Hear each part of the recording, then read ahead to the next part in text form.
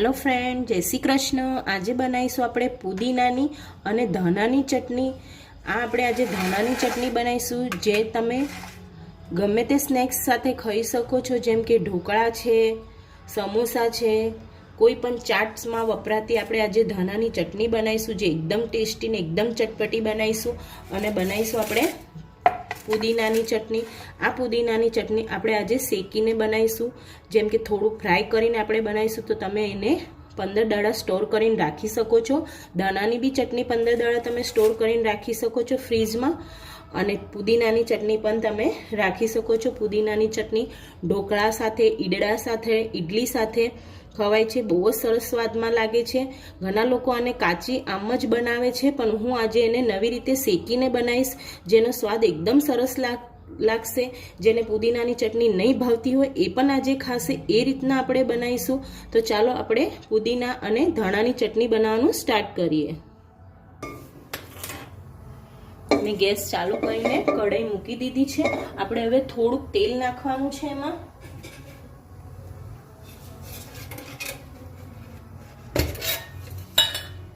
આપણે વધારે તેલ નથી નાખવાનું, બસ 1 ચમચી તેલ નાખવાનું છે। અને હવે આપણે આને ફ્રાય કરી લઈએ થોડું થોડું।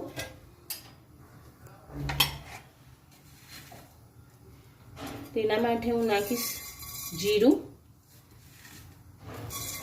તમે ચાહો તો શેકેલા જીરાનો પાવડર પણ લઈ શકો છો। मैं अहीं આગળ પુદીનાની ચટણી ફ્રાય કરીને બનાવું છું। આ રીતના શેકીને બનાવું છું, એટલે મેં આ રીતના જીરું શેકી લઉં છું પહેલા।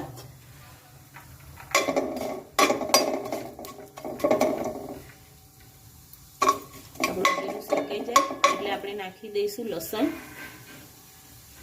आपणुं लसन हवे जीरु शेकाई गयुं छे, हवे आपणे लसन नाखी दईए।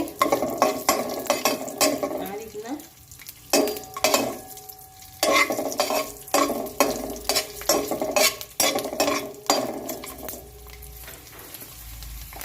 मैं अहीं आगळ लीला मरचा लीधा छे।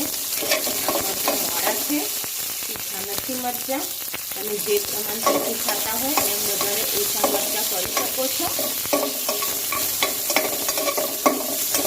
લીધા છે મેં 1 નંગ ટામેટું છે।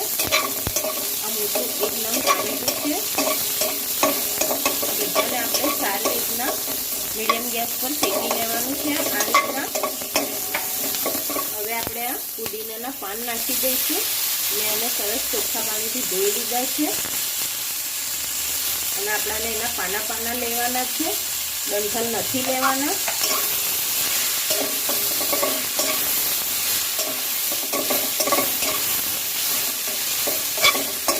આ રીતના આપણે એને શેકી લઈએ। તમે જોઈ શકો છો આ રીતના આપણી પુદીનાનું જે નાખેલા પાના એકદમ નરમ થઈ ગયા છે। આપણે બહુ આને કૂક નથી કરવાનું, બસ આ રીતના કૂક થઈ જાય એટલે આપણે ગેસ બંધ કરી દેવાનો છે। અને હવે આપણે આને પ્લેટમાં કાઢીને ઠંડુ થવા દઈએ। આ રીતના મેં પ્લેટમાં કાઢી લીધું છે। હવે આપણે એને ઠંડુ થવા દઈએ, ત્યાં સુધીને આપણે ધાણાની ચટણી બનાવી લઈએ। હવે મેં એક મિક્સર ગ્રાઇન્ડર લઈ લીધું છે। એમાં નાખીશું પહેલાં ધાણા નાખીશું। મેં ધાણા ચોખ્ખા સરસ ધોઈ લીધા છે અને મેં ડંઠલ સાથે નાખ્યા છે। અને લીધું છે અહીં આગળ લસણ, આ 20 થી 25 કળીઓ લસણની છે। અને લીધા છે અહીં આગળ લીલા મરચાં છે। અને હવે આપણે એમાં સ્વાદ પ્રમાણે મીઠું નાખી દઈશું। સ્વાદ પ્રમાણે આમ જ આપણે મીઠું નાખી દઈએ અને નાખી દઈએ આપણે લીંબુનો રસ। મેં અડધા લીંબુનો રસ લીધો છે। હવે આપણે એને મિક્સર ગ્રાઇન્ડરમાં પીસી લઈએ। આપણે જોઈ લઈએ, તમે જોઈ શકો છો આપણી ચટણી સરસ પીસાઈ ગઈ છે।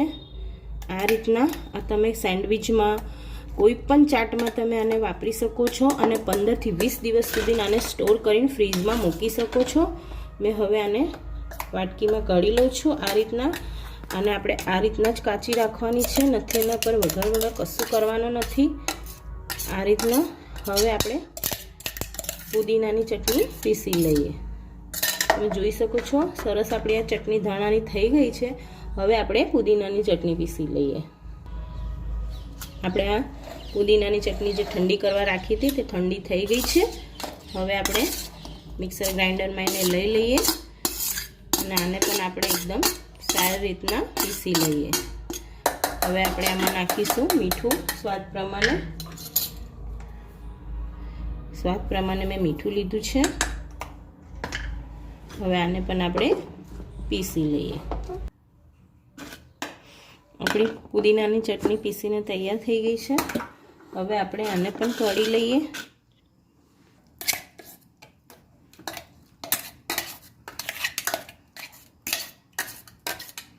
આ રીતના આપણે આને પણ કળી લઈએ. ઘણા લોકોને પુદીનાની ચટણી નથી ભાવતી, પણ આ રીતના એકવાર જરૂરથી ટ્રાય કરજો. ખાવામાં બહુ જ સરસ લાગે છે, આનો સ્વાદ પણ બહુ સરસ લાગે છે. અને જો તમારાથી પીસાય નહીં તો આમાં થોડુંક પાણી નાખવાનું, વધારે પાણી નહીં નાખવાનું. 2 ચમચી જેવું પાણી નાખીને પીસી લેવાનું. આમાં ટામેટાના ભાગમાં પાણી આવે છે, એટલે ટામેટાથી આ ચટણી સરસ પીસાઈ જશે. તમે જોઈ શકો છો આપણી પુદીનાની અને ધાણાની ચટણી બનીને તૈયાર થઈ ગઈ છે. તમે આ રીતના બનાવશો તો તમને જરૂર આ પુદીનાની ચટણી ભાવશે. તમે એકવાર જરૂરથી ટ્રાય કરજો.